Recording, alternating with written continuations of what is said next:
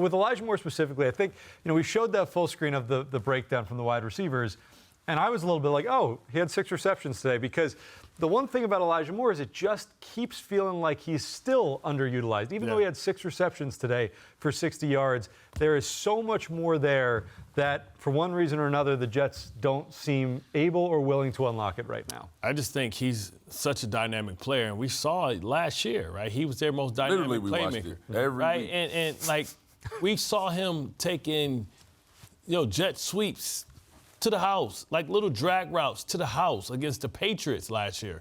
And that was a playoff team that had a great defense. And, he doesn't get those opportunities. I understand, listen, it's great. Braxton Berrios earned the opportunity to get a contract by what he did last year. It's okay if Braxton Berrios is just a special teams guy. It's okay that if he only maybe comes in and get 1 or 2. I would have to make sure that I get a guy like Elijah Moore at least 2 or 3 rushes in a game, whether it's screen, jet sweeps, or putting them in the backfield and using them like Debo and making them run wheel routes or something like that.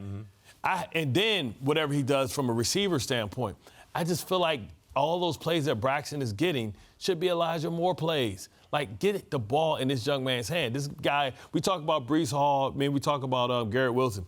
Well, Elijah Moore last year, with some dysfunctional play at quarterback, got you 600 yards. Yeah. 600. There was so much excitement going into the season And he got injured because of Elijah Moore. It doesn't make sense and Bart hit it on the head.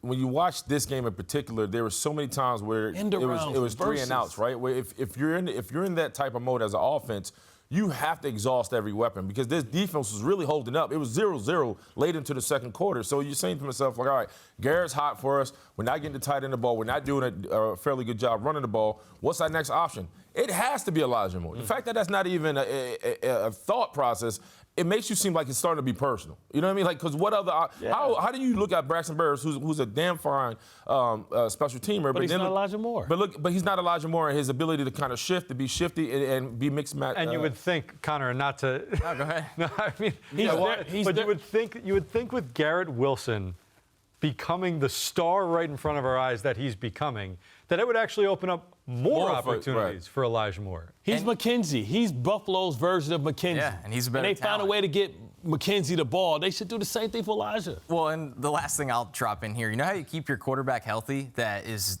dealing with maybe broken ribs? Quick throws, screens, things like that. You get the ball out of his hands. And I'm not saying you live and die with that offense, but you mix it in here and there on every drive. I can't recall the Jets throwing 1 wide receiver screen today. It's tough. Weird. It's tough. Weird. I mean, it's not rewriting a book. I mean, guys like Cole Beasley made a living doing what exactly Elijah Moore can do.